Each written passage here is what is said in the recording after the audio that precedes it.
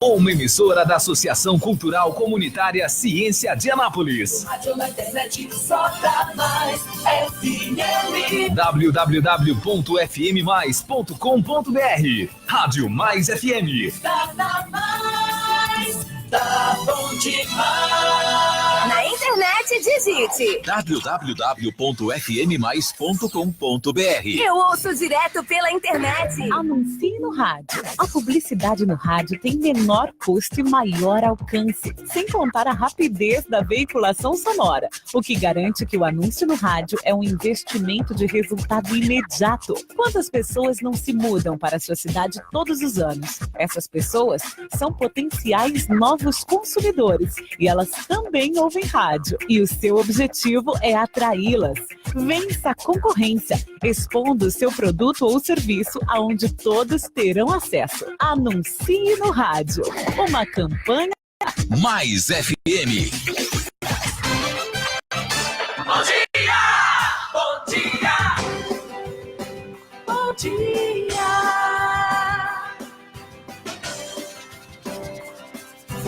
Mais FM! No ar, no ar. Hora da notícia. Hora da notícia. Notícias de Anápolis, de Goiás, do Brasil e do mundo. Agora, na Mais FM. Hora da notícia. Hora da notícia. Edmar Silva.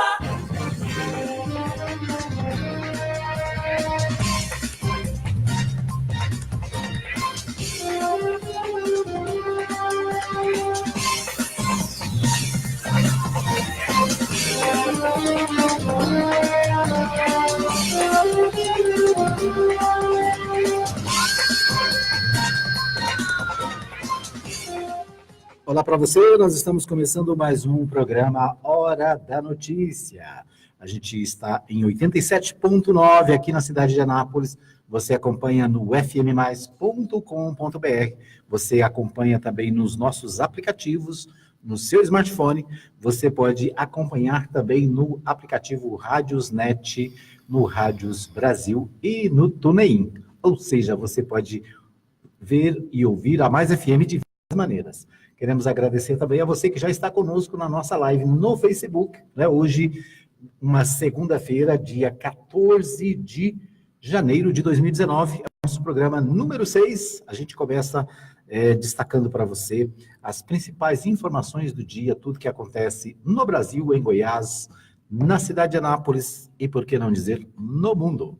Comigo está a Kellen Cunha nos bastidores, nos ajudando aqui a fazer o programa, e aqui nos estúdios da Mais FM, Henrique Morgantini. Bom dia, Morgantini. Bom dia, Edmar Silva. Tudo bem com você?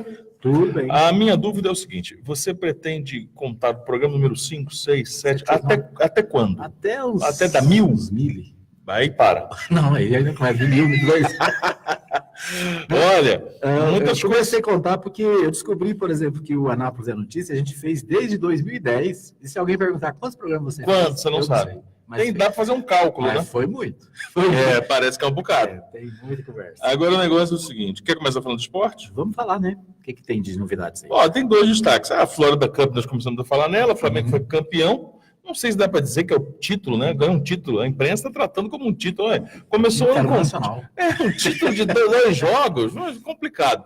Mas melhor ganhar e voltar com uma tacinha do que voltar igual o São Paulo, que tomou 2 lambadas. Né? E então, o destaque do final de semana em competições é essa. E a outra é o prosseguimento da Copinha. Infelizmente, o Trindade perdeu sua primeira partida. Né? O representante goiano que mais chamou atenção aí, uma sensaçãozinha na Copinha.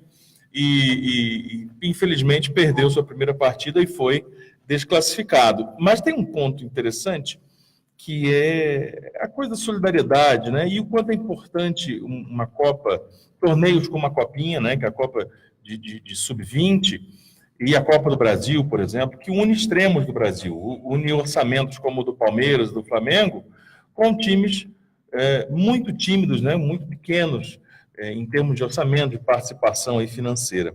E digo isso porque a Copa do Brasil tem essa tradição, inclusive tem a tradição de permitir que alguns dos ditos pequenos sejam campeões. Né? O Flamengo que o diga, né? Que já passou vergonha com o Santo André, o Paulista de Jundiaí já foi campeão, outros times grandes já sucumbiram a times de orçamento bem mais tímidos, aliás, revelando alguns nomes. Mas o mais interessante é que esse final de semana, Edmar, jogou o Palmeiras contra o Galvez, que é um time do Acre. E o Galvez perdeu. Né? E a grande revelação foi a entrevista muito emocionada do técnico do Galvez, dizendo que o time fez o melhor, foi o que podia, foi até longe demais para as pretensões dele, mas agora o problema dele não era mais a eliminação, Edmar. O problema é que eles não tinham dinheiro para voltar para o Acre. Eles foram para disputar a Copinha, né, que acontece em várias cidades do estado de São Paulo, tanto que o nome é Copa São Paulo, só com a ida e com a possibilidade de estadia lá, de ficar alguns dias no hotel onde eles estavam. E aí ele falou, agora eu preciso de dinheiro, preciso de uma ajuda, não sei como é que eu vou fazer, vou ligar para o pessoal, vou dar um jeito. E aí o Palmeiras, que tinha acabado de vencer o jogo, se solidarizou e já anunciou, né, naquele momento, quando ficou sabendo da história, que vai pagar o retorno dos meninos, toda a comissão técnica e dos jovens. Então veja como é interessante, tem um bordão que fala, não é só futebol, né, não é só esporte, né, e realmente não é. É uma forma que nós temos de proliferar e de ampliar as boas práticas, a solidariedade, é uma forma de nós ensinarmos às pessoas a compaixão, né? Fica esse exemplo, as boas ações, né? Quer dizer, o Palmeiras, o que é isso para o orçamento de um Palmeiras, de um Flamengo, de um Corinthians está apertado, mas, né, nas contas aí, mas tem verbas muito grandes, São Paulo e por aí vai. Então é interessante ver como o esporte, como o futebol, especialmente, que é tão popular no Brasil, é o esporte principal do brasileiro, não pode gerar boas ações, como você disse. Na verdade, é também uma amostra, né, de que o esporte, o futebol não é só glamour, né? Tem até as pequenas equipes do interior do Brasil. Até chegar no glamour é só isso aí, só lama, né? O cara jogando em campo improvisado. Joga, né? Vai com o dinheiro da ida, não sabe se volta, como é que volta, né? Basta a gente olhar aqui os times goianos, né? A gente tem no próximo sábado o início do campeonato goiano e alguns clubes ainda estão aí patinando, montando equipe, né? Tentando, fazendo das tripas coração para poder entrar em campo, né? Então, esse é um exemplo do futebol anapolino, né? Anapolino e Anápolis tem aí um sobe e desce, o Anápolis de novo está na segunda divisão. Então, assim, por quê? Porque fazem times de temporada, né? Não tem calendário para o ano inteiro e acabam participando dos campeonatos, muitas vezes com muito sacrifício, né?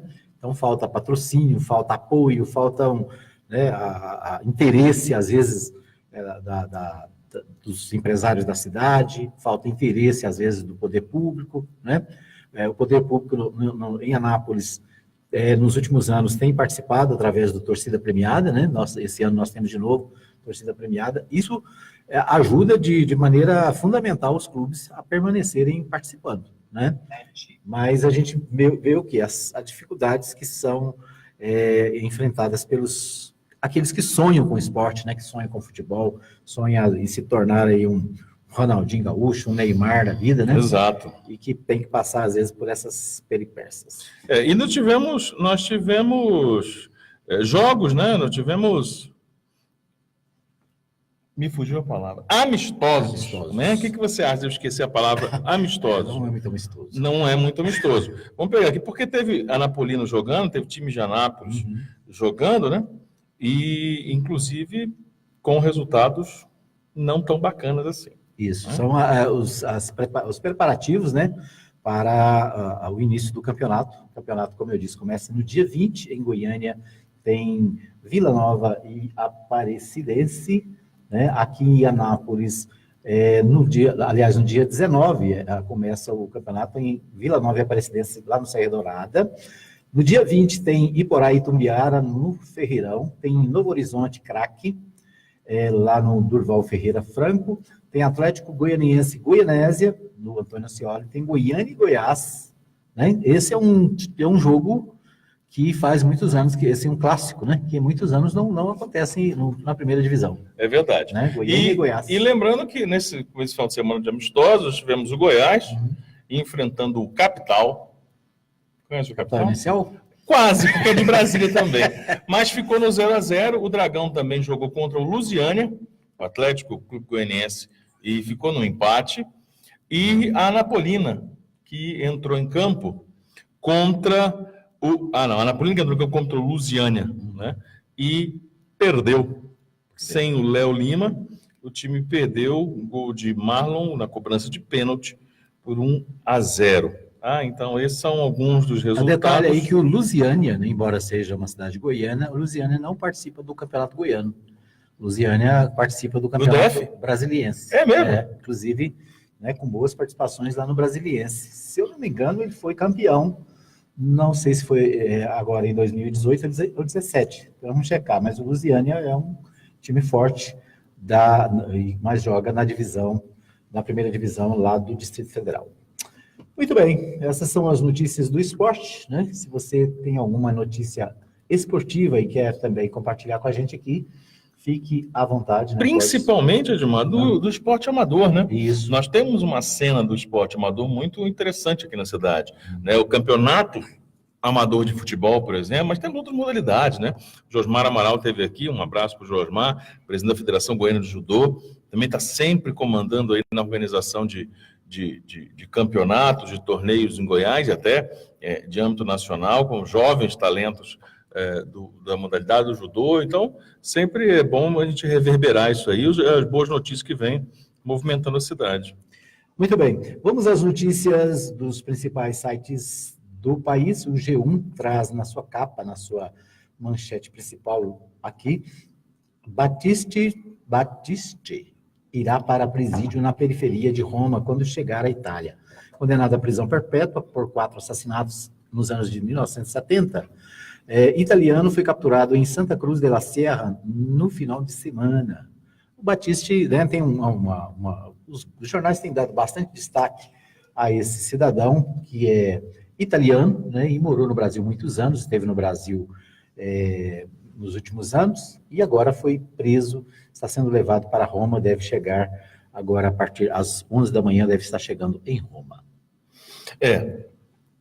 O Cesare Battisti, ele é responsável por um dos imbróglios internacionais mais marcantes do Brasil. Porque o Cesare Battisti foi considerado como um refugiado político, né? Como alguém que tinha os seus direitos políticos perseguidos em seu país de origem e tinha refúgio no Brasil, que com a Itália não tinha um tratado de extradição. Havia um problema diplomático nessa área, nas relações do Brasil com a Itália. Então, diante do anúncio de que o então presidente eleito, Jair Bolsonaro, iria revogar essa condição dele e capturá-lo no intuito de devolvê-lo à Itália, o presidente Michel Temer antecipou isso dia 14 de dezembro, declarou como ilegal essa condição do Battisti no Brasil e o colocou como um perseguido, né? Como um preso, foragido do seu país, né? E acionou a polícia.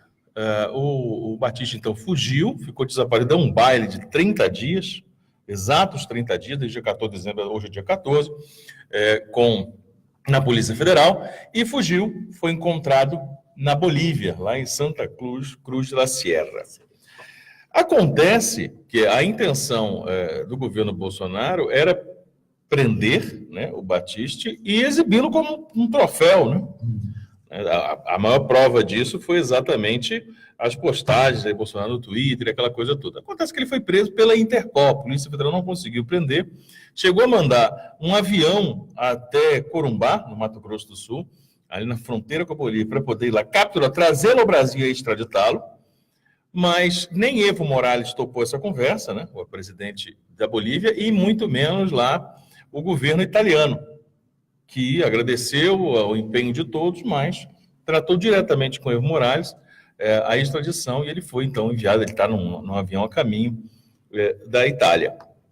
Algumas situações, né? Primeiro, essa tentativa de capitalizar em torno disso, para não usar isso como uma questão política, né? Dizer que governos de esquerda no Brasil estavam tratando ele como refugiado, e, na verdade, ele é um criminoso, né? Ele é condenado à prisão perpétua. Outro aspecto aí interessante é a participação do Evo Morales, que tem usado um pragmatismo internacional. Prova disso. Esteve aqui na posse de Bolsonaro, esteve na posse de Nicolás Maduro na Venezuela, e agora atendeu ao pedido da Itália por extradição.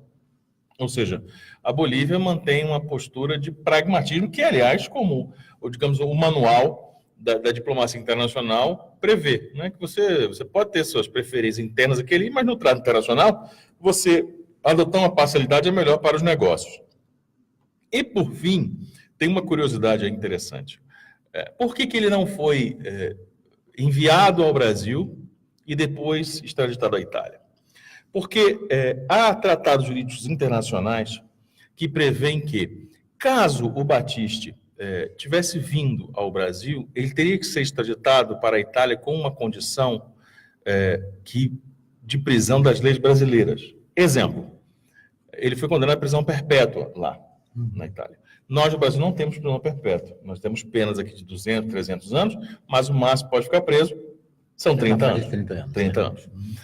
Então, ele teria que ser extraditado nas leis brasileiras. A Itália automaticamente teria que aceitar, dizendo, olha, então ele não vai ser preso de forma perpétua, ele vai ficar 30 anos somente preso, o que seria quase uma perpétua, uma vez que se ele ficasse 30 anos, ele sairia da prisão aos 94 anos, ele tem 64. Então, diante dessa submissão automática que poderia acontecer, a Itália preferiu, como não tem esse tratado com a Bolívia, extraditar diretamente, e aí deve-se encerrar esse capítulo, que é um capítulo da diplomacia internacional brasileira antigo, né, que se arrasta até um pouco mais de 10 anos. Mas agora, aí levaram o tal do Cesare Battisti, que alega ser um preso político, enquanto lá na Itália ele foi julgado como um criminoso comum, responsável por 4 mortes, 4 homicídios, na década de 70. Isso. Parece que há um interesse, né, de certos setores da sociedade brasileira em condenar a atitude do presidente Lula de conceder esse asilo político ao Battisti, né? Uhum. Então, há todo um discurso assim, o presidente Lula deu, vamos dizer, guarida a um bandido e tal, né? Agora, o fato é que o presidente Lula o considerou como uma questão política, né? Quer dizer, se houve crime realmente, esses crimes foram políticos e por isso foi dada esse tempo para ele no Brasil. Né? De qualquer maneira, como você disse, o atual governo tenta capitalizar e acusar, né, o governo anterior de ter dado regalias ao cidadão. Exatamente. Muito bem. Bom, nós, ainda nos noticiários de hoje, ainda repercute a questão lá do Ceará, né? O Ceará continua enfrentando problemas na área de segurança e nesse final de semana mais atentados, né? Mais eventos aconteceram na cidade envolvendo a questão da segurança. Pois é, o que leva a gente a pensar que o crime organizado vem desafiando o Estado brasileiro. Não é mais a Força de Segurança Pública do Estado do Ceará, mas a Segurança Nacional. E dizemos isso justamente por conta do envio, né, da Força Nacional como um reforço, ou seja, há uma federalização no cenário de segurança pública do Ceará e os ataques continuam. Então, o que é preciso? Se através do uso da força envolvendo o Estado do Ceará, envolvendo a Força Nacional, não é o bastante, vai ser preciso fazer o quê? Uma negociação?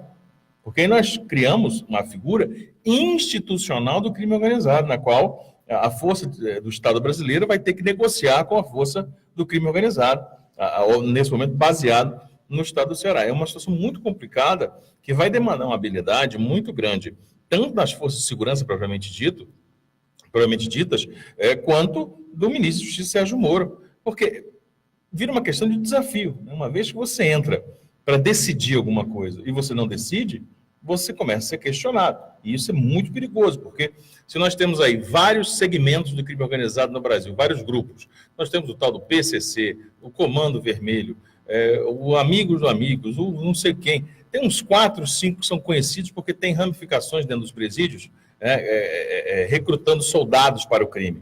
Nós temos visto bem mapeado, através de extensos trabalhos que investigam por dentro a questão carcerária no Brasil.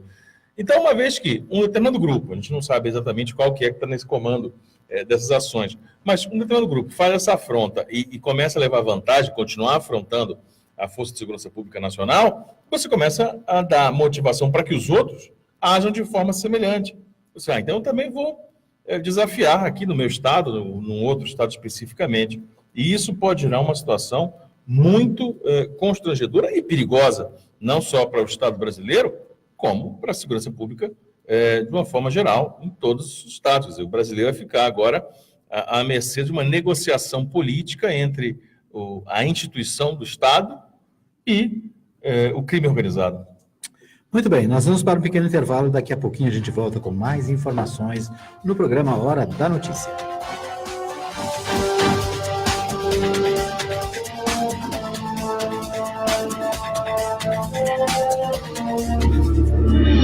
Hora da Notícia. A informação com credibilidade na Mais FM. Mais FM. Mais FM, apoio cultural. Atenção! A popularidade do rádio é imbatível. Se seu objetivo é tornar sua empresa ou marca conhecida, então o rádio é o lugar certo. A abrangência de público de todas as classes sociais, a instantaneidade de veiculação e o baixo custo publicitário não deixam dúvidas de que o rádio é a melhor opção. Para vencer a concorrência, mostre-se. Propague suas ideias pelas ondas sonoras. Anuncie no rádio. Uma campanha da Mais FM. Tá na Mais. Tá bom demais.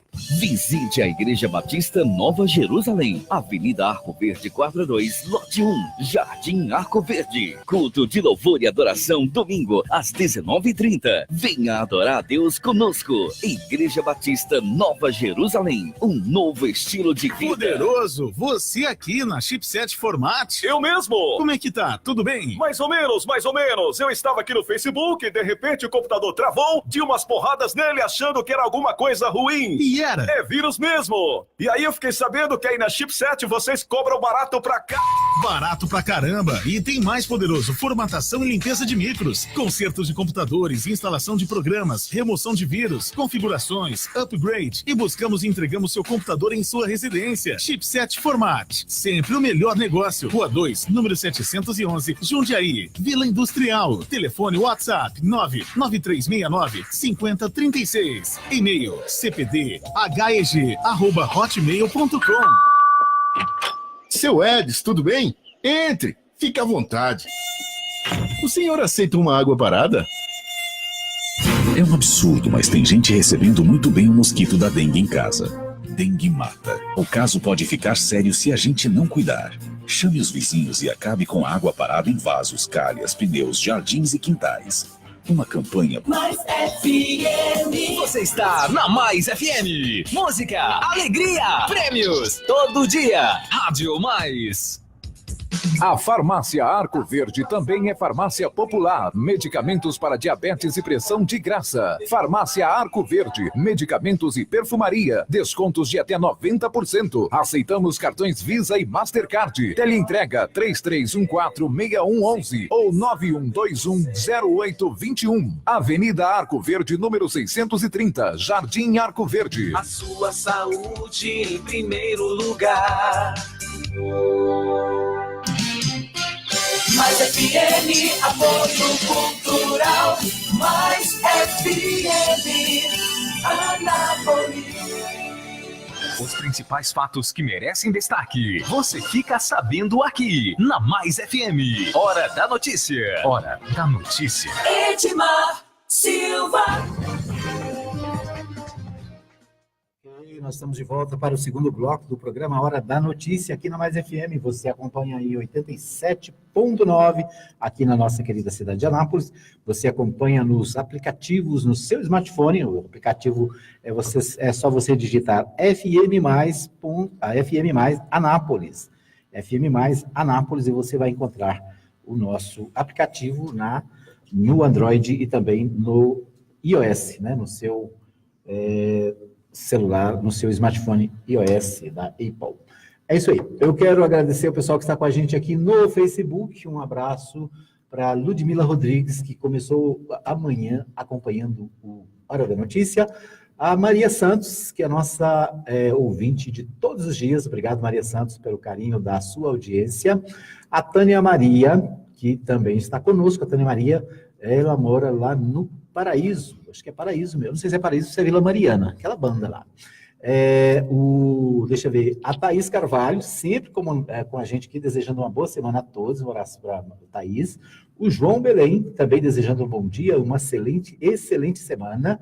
A Kellen Cunha nos bastidores ali acompanhando. A minha amiga Mirna Maria Vieira. A Mirna Maria Vieira, encontrei com ela na sexta-feira, ô Morgantini. Certo. Ela disse que não começa o dia sem as notícias da Mais FM. Boa, Mirna, um grande beijo. Um abraço para a Mirna, que está sempre ligada, sempre participando. Quando pode ver de manhã no Facebook, ela nos acompanha. Quando não pode, ela recebe o nosso podcast no seu WhatsApp, né? No WhatsApp, então, muita gente recebendo o podcast. O meu amigo José Justino Filho, o meu amigo Morgantini, se eu não estiver enganado, se não me falha a memória, o meu amigo Justino, ele é aniversariante do dia. Sabia? É mesmo? Então ele está fazendo aniversário, segundo... Um grande abraço, Justino. Levantamentos aqui das minhas anotações. É a data mais. É a data mais. Né? Então nós vamos tocar parabéns para você e para ele, né? E para você que faz aniversário hoje. Eu também. adoro quando você insiste nessa expressão. Parabéns para você e para ele. Pode ser parabéns para você e para nós também. Eu adoro. Tem que confessar. Tem que confessar. Isso aí. Então vamos lá. Parabéns, parabéns, parabéns pra você. É isso aí. O José Justino conectado é sinal de programa compartilhado. Gostou também da frase? É isso aí, né? Muita inspiração para uma segunda-feira. É verdade. Tem que começar assim mesmo. Então, o José Justino conectado é sinal de programa compartilhado. Abraço, José Justino. Parabéns. Deus abençoe a sua vida. Né, que você possa continuar sendo essa pessoa especial, amiga, companheira de todas as horas. O Osair Rodrigues também está conectado. Obrigado, um abraço para o Osair. E a minha amiga Eliane Lima também acabou de se conectar. Obrigado pelo carinho da audiência. É isso aí. Então, as notícias do dia você acompanha aqui na Mais FM, no programa Hora da Notícia. A gente volta aqui às notícias nacionais. Deixa eu ver aqui minhas anotações.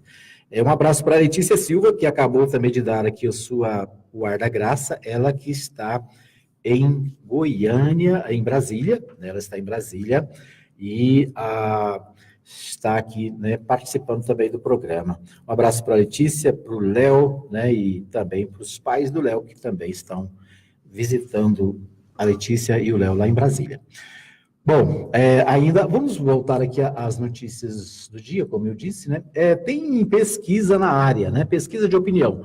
84% dos brasileiros são favoráveis à redução da maioridade penal, diz o Datafolha. Segundo o levantamento, 14% são contrários e 2% indiferentes ou não opinaram. Portanto, 84%, Morgantini, dos brasileiros são favoráveis à redução da maioridade penal, né? Hoje, a maioridade penal ela é alcançada aos 18 anos. Isso. Né? E a proposta é que baixe para 16. Isso. A gente tem que levantar um histórico interessante sobre essa questão, porque a pauta inicial sobre a revisão da maioridade penal previa, inclusive, o fim da maioridade penal e ser, na verdade, ter um novo parâmetro, que era o parâmetro do crime. Então, se um garoto aí, um pré-adolescente, adolescente de 13 anos, 14 anos de idade, cometesse um crime, ele fosse responsabilizado tal qual um adulto. Isso já está em vigor em algumas legislações pelo mundo afora, inclusive alguns estados americanos. Esse era o projeto inicial. Houve uma grande reação, claro, quando você lança um projeto como esse, você, na verdade, está abrindo a pauta para o debate, até chegar num consenso. E o consenso é efetivamente esse, de que houvesse uma redução para 16 anos. E ainda nessa pesquisa, um outro dado, que é também pauta desse projeto, que deve ser analisado, e eu acho que deve passar, acredito que nós vamos ter essa revisão nos próximos meses, ainda dentro desse ano, muito possivelmente, que é a redução da maioridade penal e a responsabilização legal do jovem de 16 anos para alguns tipos de crimes. para que nós não tratemos com a mesma situação o garoto que rouba uma... E estou falando garoto porque é um jovem de 16 anos, não é porque é um irresponsável, não sabe o que faz. Na verdade, nós precisamos entender isso. A adolescência. Né? Isso. Mas se a gente pegar um adolescente de 16 anos que estupra, não tratar igual com um de 16 anos que bate uma carteira, né? Que rouba um chocolate no mercado. Né? Isso acontece. Então, essa diferenciação é fundamental, porque esses crimes, os chamados crimes hediondos, claro que aos 16 anos, você já tem a perfeita noção do que é certo e o que é errado. Ninguém vai cometer um estupro, participar de um sequestro, soltar um banco, coisa parecida, imaginando que isso não é errado. Porque a alegação, a letra da lei, na filosofia do direito penal, é de que o menor de idade ainda não tem a noção do que está fazendo. Relativamente incapaz. Relativamente incapaz, perfeito. Então, isso, claro que precisa ser revisado. O mundo mudou muito e a consciência das pessoas em relação ao que é certo e o que é errado nunca foi tão óbvio e tão clara. Então, esse é um perfil interessante. Agora, essa pesquisa, esse conjunto de pesquisas que a Datafolha tem obtido resposta, o estudo da Datafolha tem obtido resposta, ele é importantíssimo, porque ele baliza a sociedade de uma forma que nós temos erroneamente colocado. Por que isso? Por exemplo, 61% dos brasileiros ouvidos na pesquisa são contrários à posse e muito mais ainda ao porte de arma. 54% dos brasileiros ouvidos por essa mesma pesquisa são a favor da educação sexual nas escolas. Da educação, obviamente, no sentido elucidativo. Então, nós vamos traçando um perfil do brasileiro que ele é bem diferente de uma ideia completamente equivocada que se trouxe de que nós somos uma nação conservadora, fundamentalista, ligada a princípios fundamentalistas, ou até religiosos, orientados a alguma religião específica. O perfil do brasileiro ele é muito mais esclarecido do que muitos querem traçar, como se fosse um perfil de alguém realmente muito atrasado em suas práticas, em suas tendências de escolha de alguns caminhos. E aí a gente começa a perceber que a pauta conservadora, como nós temos visto pingar aqui e ali, porque não fica exatamente claro, ela vai de encontro, ela bate de frente com os interesses da população. Esse, especificamente, é um tema que precisa ser revisado, que deve ser revisado. Agora, a grande preocupação é que forma que nós vamos criminalizar? Porque é tão importante quanto criminalizar, como nós vamos punir? Porque, veja, aí é a reflexão para o nosso ouvinte. O grande problema que nós temos hoje no sistema carcerário, a superlotação. O outro grande problema que nós temos no sistema carcerário, o sujeito, quando entra lá, Henrique Morgantini, fui preso, condenado. Foi um crime, não vou passar 1 ano preso. Fui condenado, tem que ficar 1 ano lá dentro, enjauladinho. Eu não sou do mundo do crime, eu não tenho conexão com ninguém, mas eu dei uma vacilada, fui em cana. Chego lá, eu sou obrigado a me posicionar. Nós temos aqui um grupo tal e tal, qual que é você? Não, sou ninguém não. Não tem isso não, querido. Então você vai lascar. Você é do grupo A, do B. Ou do A, do B ou do C. Aí eu sou cooptado. O que é isso? Eu sou alistado, como se fosse um alistamento para o mundo do crime. E aí, a partir daquele momento, eu vou começar a aprender como roubar, como enganar, como ser estelionatário, como passar trote para tomar dinheiro dos outros, como é que eu vou assaltar um banco, como é que eu sequestro, como é que eu entro e saio de uma joalheria, como é que eu faço, como é que eu mato de tal jeito ou de outro. E aí, eu que entrei lá por um crime menor, estou saindo escolado, e quando eu sair, eu já saio protegido e atendendo aquele grupo que eu me alistei lá dentro. Esse exemplo que eu estou dando... E controlado, né? Controlado, ameaçado, o cara sabe quem é a sua família. O cara quer sair, não tem... Não tem isso, aí não pega você, sua filha, seu filho, sua irmã, seu irmão, e pronto. Então, esse exemplo é um exemplo corriqueiro. Nós estamos dando aqui de um cidadão comum. Imagine você pegar agora jovens de 16 anos que cometeram seus crimes, não vamos entrar nesse mérito, cometeu o crime e foi condenado.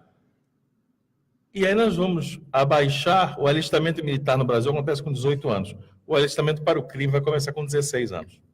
Entende? Nós vamos consertar uma situação. Vamos consertar uma e intensificar o problema de outra. Né? E provocar outra. E para isso não há ainda uma solução. Né? Os especialistas que dedicam aí décadas para estudar segurança pública, para estudar a situação carcerária, para estudar como se organiza essas organizações criminosas, como isso funciona, ainda não tem uma solução de como fazer isso, porque até agora é uma solução que não agrada à sociedade. Vamos desencarcerar. Parece cada vez mais cresce como consenso de que desencarcerar, ou seja, fazer a revisão daqueles crimes que não são contra a vida, ele tem apenas alternativas, não é ficar solto, mas que tem apenas alternativas e uma forma de monitorar sem que coloque o sujeito lá dentro, porque estão entendendo através de estudos antigos, é preciso que a gente, não é uma coisa recente, preciso que a gente ressalte isso, mas estão comprovando que uma vez que o sujeito entra na cadeia, ele vira um soldado de uma organização criminosa. Então, esse é um problema que vai ter que ser debatido também junto com essa decisão de se debater a diminuição da maioridade penal. Muito bem. Bom, antes da gente passar aqui para a próxima manchete, eu quero dar um aviso aqui, aquela Cunha passou para a gente aqui, a seguinte informação. O Eric, o Eric esteve aqui na rádio na sexta-feira e ele disse o seguinte, ele encontrou a carteira do William Ricardo R. Paulino. Então, William Ricardo R. Paulino, ele teve a sua carteira perdida, né, com documentos, acho que até algum dinheirinho lá, e essa carteira foi encontrada pelo Eric lá na Pedro Ludovico. O Eric está com ela, né, e pede o William, ou alguém que conheceu o William aí, avisar para o William, e ligar no 9551-4041, 99551-4041, é o telefone do Eric, né, ele está com essa carteira, com esses documentos, ele encontrou lá na Pedro Ludovico. Então, os documentos do William Ricardo R. Paulino, tá bom? Então, por favor, né, se você conhece o William, avisa para ele entrar em contato com o Eric, ou pode entrar em contato conosco aqui também, nós podemos passar a informação de onde está a carteira dele. Bom, outra informação importante que está no site do G1 dessa manhã, o Morgentini, é que nessa semana pode sair o decreto sobre posse de armas. Essa é uma promessa, né? Um compromisso de campanha, de vida do então ainda deputado Jair Bolsonaro, e que bate de frente, que vai de encontro ao interesse da maioria da população, de acordo com uma pesquisa. Mas parece que é um ponto irreversível, tendo em vista, como disse, que é uma convicção pessoal do presidente. Agora, hoje já tem uma reportagem, se não me engano, no estado de São Paulo, Jornal O Globo, dizendo que o custo médio, inclusive, incluindo o curso, a compra, legalização e todo o processo, para comprar uma arma básica, chega à casa dos R$4.000. Podendo chegar bem mais, dependendo do tipo de armamento e tudo mais. Então, você imagine do que nós estamos falando. As pessoas têm uma falsa ilusão, acho que tem uma crendice, de imaginar que vai poder pegar a sua arma e botar ela no bolso, no porta-luva, que vai poder ter a arma em casa e ficar tudo bem, porque foi baixado um decreto. Não, a legalização é fundamental. Quem fizer isso vai continuar sendo um fora da lei, vai continuar respondendo criminalmente por isso. Então está achando que vai poder ir lá no cara da esquina, ele falou, quanto é que é um 38 aí? Quanto é que é um 9mm aí? Então me dá aqui que eu vou comprar, que agora o meu presidente deixou. Nada disso, né? Vai se enrolar do mesmo jeito. Fora, claro, a questão social, que nós não vamos nem entrar nesse mérito, porque nós já sabemos aqui o impacto disso. Se você imaginar que você vai frequentar uma padaria de manhã e que vai ter potencialmente 2, 3 caras armados lá. Né? Estou falando de posse, mas estou imaginando que com a falta da posse, o cara vai querer botar lá na cintura para comprar pão. O problema da posse, por exemplo, se você não tem a arma, né, você não lembra que ela existe, né? Mas se tem qualquer desavença, qualquer desentendimento, a tendência é o quê? Passar a mão nela, pôr na cintura, assim, vou ali tirar uma satisfação com o cidadão, né? Então, é uma questão, como você disse, uma questão de honra do presidente, né, que prometeu isso na campanha, né, e o Brasil sofre com a questão da violência, o excesso de violência, as pessoas não se sentem seguras, e a ideia não, eu vou ter uma arma, eu vou estar seguro, né? Então, essa semana, possivelmente, esse decreto deve ser, ele já foi elaborado, né, está sendo submetido à apreciação do presidente, deve ser assinado, publicado, e aí nós vamos saber exatamente quais são as regras para que o cidadão possa ter o posse dessa arma. Muito bem, vamos para mais um pequeno intervalo, daqui a pouquinho a gente volta. Vamos com o Libório na próxima bloco? Libório Santos, direto de Goiânia, trazendo para a gente as principais informações do dia de Goiânia. Hora da notícia. Hora da notícia. Mais FM. Mais FM, apoio cultural. Anuncie no rádio. A publicidade no rádio tem menor custo e maior alcance, sem contar a rapidez da veiculação sonora, o que garante que o anúncio no rádio é um investimento de resultado imediato. Quantas pessoas não se mudam para a sua cidade todos os anos? Essas pessoas são potenciais novos consumidores e elas também ouvem rádio. E o seu objetivo é atraí-las. Vença a concorrência, expondo o seu produto ou serviço aonde todos terão acesso. Anuncie no rádio. Uma campanha da Mais FM. Visite a Igreja Batista Nova Jerusalém, Avenida Arco Verde 42, Lote 1, Jardim Arco Verde. Culto de louvor e adoração, domingo, às 19h30. Venha adorar a Deus conosco. Igreja Batista Nova Jerusalém, um novo estilo de vida. Poderoso, você aqui na Chipset Format. Eu mesmo. Como é que tá? Tudo bem? Mais ou menos, mais ou menos. Eu estava aqui no Facebook e de repente o computador travou, tinha umas porradas nele achando que era alguma coisa ruim. E era? É vírus mesmo. E aí eu fiquei sabendo que aí na Chipset vocês cobram barato pra cá.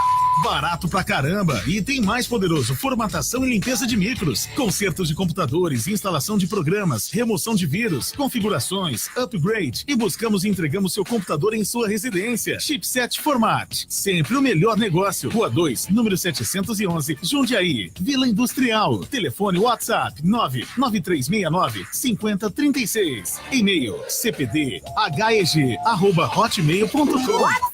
WhatsApp da Mais FM. 995294013. Mais FM. A Farmácia Arco Verde também é farmácia popular. Medicamentos para diabetes e pressão de graça. Farmácia Arco Verde. Medicamentos e perfumaria. Descontos de até 90%. Aceitamos cartões Visa e Mastercard. Teleentrega 3314-6111 ou 9121-0821. Avenida Arco Verde, número 630, Jardim Arco Verde. A sua saúde em primeiro lugar. Mais FM, apoio cultural. Tá na Mais, tá bom demais. Mais FM. Hora da notícia. A informação com credibilidade na Mais FM. Edmar Silva. Muito bem, nós estamos de volta para o terceiro e último bloco do programa Hora da Notícia, aqui na Mais FM, agradecendo o pessoal que está conosco através das redes sociais, também em 87.9 aqui na cidade, e para alguns que acompanham no fmmais.com.br. Um grande abraço aqui para o meu amigo Novinho, ele está lá em São Tomé, no Rio Grande do Norte. Ele sempre ouve o programa, né? Deixou aqui uma mensagem agora pela manhã, no nosso WhatsApp, 995294013. Então, um abraço para o Novinho, lá em São Tomé, no Rio Grande do Norte, né? Pessoas nos ouvem no Brasil inteiro, no mundo inteiro, por que não dizer? E um abraço, então, para todos que nos acompanham em outras cidades, né? Em outros estados. Um abraço para o Arley Lopes, né? Que também nos acompanha em outra cidade aqui de Goiás. Eu sempre me esqueço a cidade dele, né? Mas o Arley Lopes está sempre ligado, gente boa toda a vida. A doutora Ana Cláudia Dezen também acompanha o programa nessa manhã. Obrigado pelo carinho da audiência.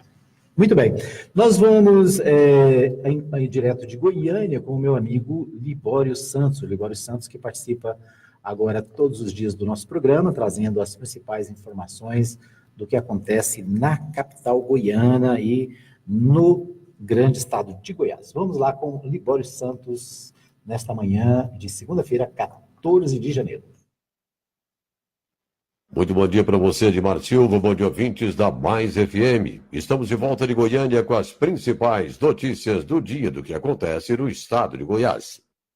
Polícia endurece o jogo e 6 criminosos são mortos na Grande Goiânia. Agricultura sustentável é tema do encontro nacional realizado em Goiás. Governo estadual e faculdades discutem o programa Bolsa Universitária. Eu sou Libório Santos, hoje é dia 14 de janeiro, segunda-feira. Esses são os nossos destaques.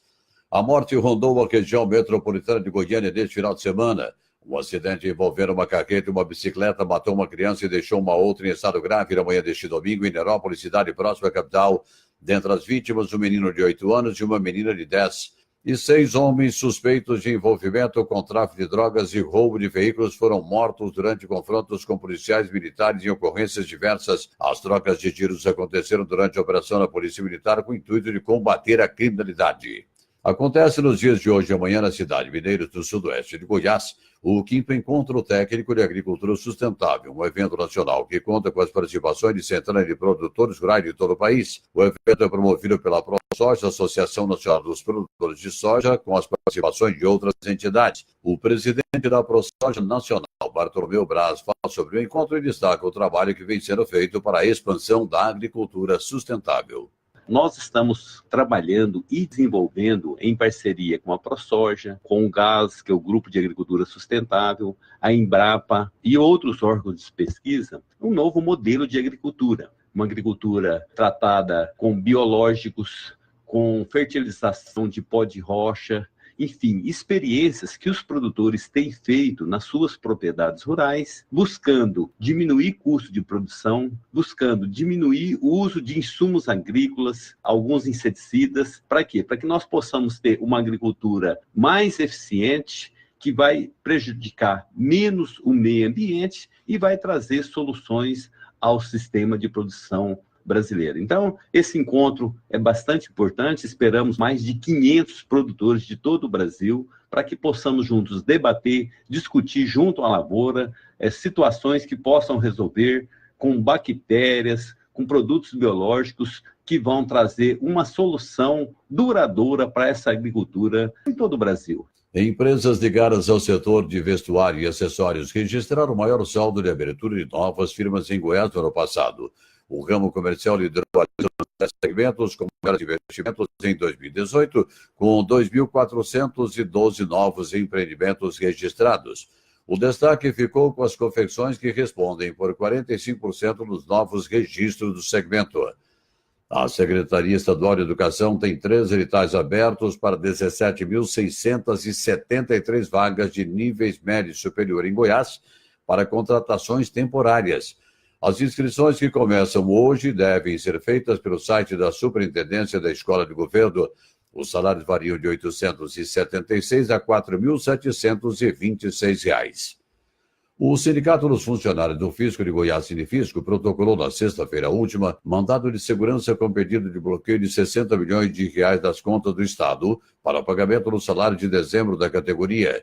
O governador Ronaldo Caiado recebeu no final de semana em audiência o presidente do Sindicato das Entidades Mantenedoras do Estado de Goiás, SEMESG, Jorge Jesus Bernardo, quando foi discutida a dívida para com as faculdades particulares, que já ultrapassa 72 bilhões de reais, e a continuidade do programa Bolsa Universitária, que beneficia mais de 26 mil alunos.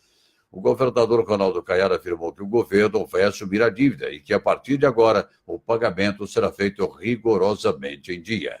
Vejam bem, os proprietários das faculdades, representados aqui pelo professor Jorge, que é o presidente desse sindicato que engloba hoje 85 faculdades em Goiás, que oferece bolsa de estudos a 26.465 jovens. Eles, durante 12 meses, não tiveram seus pagamentos efetuados. Apenas parcela deste valor, menos de 30%. Mas o que é mais grave é que no último dia 28 de dezembro, o governador ainda transferiu verba específica para pagamento da bolsa, em torno de 20 milhões de reais, do Protege para o Tribunal de Contas do Estado de Goiás. Vocês podem ter certeza, e eu disse ao professor Jorge, que ele vai tratar agora com outro tipo de governo. Tem da minha parte o compromisso que terá o pagamento devido pelo mês de janeiro e que nós vamos buscar, sim, um parcelamento dessa dívida. Não posso dizer agora de que maneira vou pagá-la, mas assumirei 100% desses quase 76 milhões de reais. Nessa segunda-feira, o SEMESG promove reunião com as faculdades para discutir o assunto. Eram essas as informações de hoje de Goiânia, informou Libório Santos. Muito bem, aí então a participação do Libório Santos, trazendo as principais manchetes do dia, direto de Goiânia. Algum destaque aí, Marito? Olha, o grande destaque da agenda do governo do estado de Goiás, não somente hoje, mas ao longo da semana, é a programação da visita dos responsáveis pela Secretaria do Tesouro Nacional para avaliarem a situação do estado de Goiás em relação à possibilidade de inclusão, né, do estado no programa de recuperação fiscal previsto pelo governo federal. É a aposta de que o governo possa ter em caixa alguns valores subsidiados, né, ou seja, o repasse de insumos federais, de verba federal, para quitar algumas contas e para poder dar um fôlego à atuação do estado de Goiás, né, em relação às suas demandas na saúde, na educação, na infraestrutura e por aí vai, nos programas sociais. Mas a grande preocupação agora, né, que é um compromisso, vira um imbróglio político, é quanto ao pagamento dos salários do mês de dezembro, né, que não foram pagos, foram parcialmente pagos, algumas autarquias, alguns segmentos, alguns poderes e a Secretaria de Saúde, mas que os demais estão ainda no aguardo. Então, essa pode ser, na verdade, a grande questão. Lembrando que, se houver a anuência, a concordância do programa de recuperação fiscal em relação à inclusão do estado de Goiás, esse é um processo que pode levar até 5 ou 6 meses. Então, é preciso que, uma vez previsto esse aporte, o governo também se movimente no sentido de fazer caixa. E uma das alternativas que surge agora como possibilidade é a antecipação de receita. Entre elas, por exemplo, a busca por descontos em alguns tributos. Por exemplo, o IPVA é pago de março a novembro. Então, pode haver uma campanha de antecipação, claro, com descontos, para aquele indivíduo que tem o seu IPVA previsto para um mês de setembro, de outubro, ele pode fazer um pagamento agora com desconto, leva vantagem, e com isso o governo tem a caixa para honrar alguns dos seus compromissos, e principalmente com os servidores. Então, esse é o cenário. O governo de Ronaldo Caiado começa um pouco amarrado, né, porque não consegue debater nenhuma outra pauta ou criar, de fato, uma agenda positiva em termos de anúncio de algum tipo de benefício, de inovação, porque fica preso. Né? Toda vez que for para falar alguma coisa, o secretário ou o governador, vai surgir a pergunta, tá, e os salários de dezembro? Né? Então, precisa se livrar dessa agenda, tem trabalhado aí para isso, para depois dar o início propriamente do seu governo. Lembrando que ontem o senador Jorge Cajuru usou o Twitter, usou sua conta no Twitter para fazer uma declaração bombástica, a de que ele tinha acabado de sair de uma reunião com o governo Ronaldo Caiado e que os servidores iriam receber o salário do próximo dia 21. Dia 21 é um prazo muito próximo do que foi anunciado pelo próprio governador para o pagamento dos salários de janeiro. Então, ele teria dito que haveria isso, ainda haveria uma novidade, que chamou de um plus. Né? Então, vai ter um plus aí. Ou seja, vai ter algum anúncio de algo positivo, mas eu vou deixar isso para o governador revelar. Essa informação até agora ela não foi confirmada e alguns setores do governo foi desmentida. Né? Então, cria-se uma situação muito constrangedora até, né, da postura tanto do senador Jorge Cajuru quanto do próprio Ronaldo Caiado como governador, né, em ter que, de repente, desmentir ou enviar algum assessor para desmentir uma afirmação feita pelo senador goiano. O fato é que há uma tensão muito grande porque as dívidas estão se acumulando, né? Você imagina você, de repente, sem nenhuma possibilidade, sem nenhum anúncio prévio, sem nenhuma programação, você pular um salário. Né? Falar, olha, você nesse mês, por acaso, você não vai receber, tá? Procura se virar aí que no próximo você recebe. Né? Então é complicado. Isso. Essa informação que você disse aí está na coluna Giro, né? Também diz o seguinte: senador eleito Jorge Cajuru, PSB, deixou o funcionalismo ontem em polvorosa em dizer nas redes sociais que o governo pagaria salário de dezembro, dia 21, com um plus. O governo desmentiu o senador, afirmando que segue a decisão de pagar folha de janeiro, a partir de do dia 21, e dezembro continua sem previsão. Outra informação sobre o pagamento é o seguinte: no Google, a palavra pagamento e dezembro foram os termos mais buscados em relação ao governo Caiado nos primeiros dias de janeiro. Ou seja, todo mundo, é claro, né, quem depende, e o servidor depende do salário para viver, né, está todo mundo polvorosa aí, esperando que alguma solução seja dada em relação ao pagamento. O Sindifisco, né, o Libório Santos destacou o seguinte: o Sindifisco entrou com uma ação judicial para bloquear 60 milhões de reais, segundo o Sindifisco, o governo do estado tem, né, e que poderia ser usado para pagar o servidor, mas o governo não faz isso. Portanto, o Sindifisco também pressionando aí para receber. Qual que é a questão? Claro que o governo gasta, tem esse dinheiro em conta. Acontece que esse é o dinheiro que o governo está reservando para fazer o pagamento de janeiro. Né? O grande problema aí é de ordem política. Porque se paga o dezembro e deixar aberto em janeiro, a dívida passa dele. Né, Flávio? Então agora o governo de Goiás, o governo Ronaldo Caiado está devendo. Né? Esse é um grande problema. Por isso que é preciso muita cautela quando a gente trata desse assunto, porque ao mesmo tempo em que a dívida é institucional, ou seja, pertence ao governo e é de responsabilidade do governo que está lá, não é possível que a gente apague o fato de que foi o ex-governador José Elton que não empenhou o pagamento do mês de dezembro. Então, essa é uma questão que, claro, não é difícil a gente imaginar que o governador Ronaldo Caiado não está pagando porque não quer, né? Porque esse é o desgaste que não fica só com o antecessor, fica com o atual, quer dizer, como nós dissemos aqui, está inviabilizando o governo dele nesse momento, né? Inviabilizando em termos de ter uma agenda positiva. Então, se tivesse condição, ele se livraria desse desgaste junto aos servidores, junto à sociedade. Muito bem. Ainda na coluna Giro, um destaque diz o seguinte: do quadro de auxiliares do primeiro escalão do governo Caiado, 6 são filiados ao DEM e 3 ao PSB, MDB, PRB e PSC. Tem um nome cada, né? Ou seja, PSB, MDB, PRB e PSC tem um nome cada. A distribuição, no entanto, não foi partidária. Ao que parece, o Ronaldo Caiado tem tido essa capacidade de colocar nomes eminentemente técnicos em algumas posições e outros, por um outro lado, de sua extrema confiança. A nomeação de alguns nomes, por exemplo, na assistência social, no Detran, né, duas funções no Detran, e em alguns outros postos, foi a AGTOP, colocou um primo. Né, é extremamente pessoal, porque são, de fato, pastas que suscitam uma confiança maior.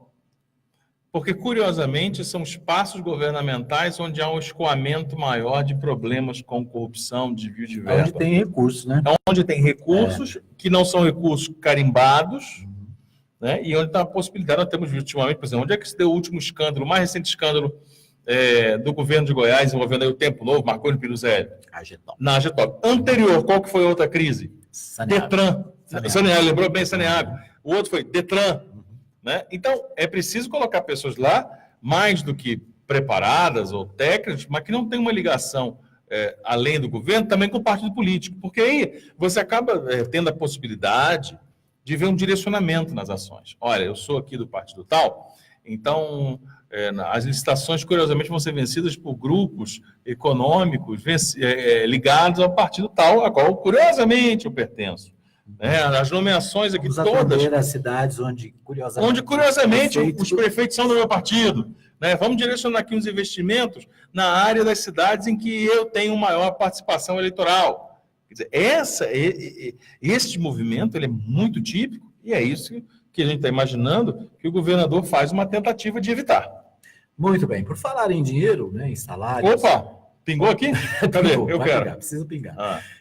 Por falar nisso, o prefeito de Anápolis, segundo o jornal A Voz de Anápolis, né, ele tem também uma dificuldade nesse início de ano, quando tem que fazer o pagamento dos professores com aquele adicional do piso nacional de salários. Né? Nós temos aí uma insatisfação por parte dos professores, dos servidores de educação, cuja database para o reajuste salarial é janeiro. É janeiro. E aí há um problema muito sério, porque de um lado há um anúncio de 4,30%, Só que os professores reivindicam o acumulado, tanto desse ano quanto do ano anterior, do que foi parcelado, que chegaria aí a casa de 8% no reajuste. E aí está um imbróglio mais uma vez colocado. Lembrando que foi o setor educacional, né, foram os servidores de educação, especificamente os professores, que deflagraram no ano passado a primeira greve em Anápolis da última década. Né? Anápolis estava 10 anos já livre dessa história de disputas e de greves, e que teve a paralisação aí de uma semana, né, vale pouco mais de uma semana, por conta de problemas de desacerto em relação ao cumprimento da prefeitura com compromissos envolvendo a cidade, envolvendo a educação na cidade. Então, novamente surge essa discussão e parece que novamente o prefeito enfrenta dificuldades em tocar, né, a gestão pública, né, em realizar. Muito bem. Nosso tempo está esgotado. A gente quer agradecer a todos os nossos ouvintes que acompanham o nosso programa, especialmente os que estão acompanhando aqui no Facebook. Um abraço para a Ludmila, para a Maria Rodrigues, o José Justino Filho, o aniversariante do dia, a Tânia Maria, deixa eu ver quem mais, a Laís Carvalho, o João Belém, aquela encunha que está aqui do lado também conectada, a Mirna Vieira, o Osair Rodrigues, um abraço para o Osair, um abraço para a Eliane Lima, o Werley Lopes, a Ana Cláudia Dezen, o meu amigo Vilney Martins, também acompanhando, Lucimar Batista, também desejando um bom dia para todos, e a Lorena Monturil, né, também aqui conectada. Obrigado, né, pela participação de cada um, né, você que nos acompanha no aplicativo, nos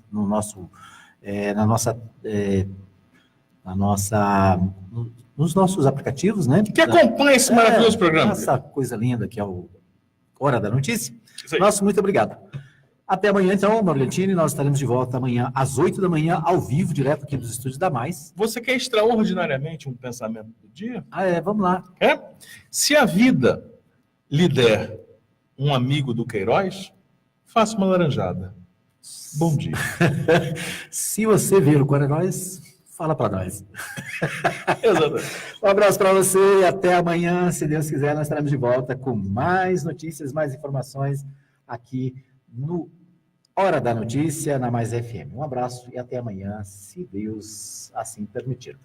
Chegamos ao fim de mais uma edição do programa Hora da Notícia, com Edmar Silva, Henrique Morgantini e o deputado estadual Antônio Gomide. Hora da Notícia, de segunda a sexta, das 8 às 9 da manhã, aqui na Mais FM.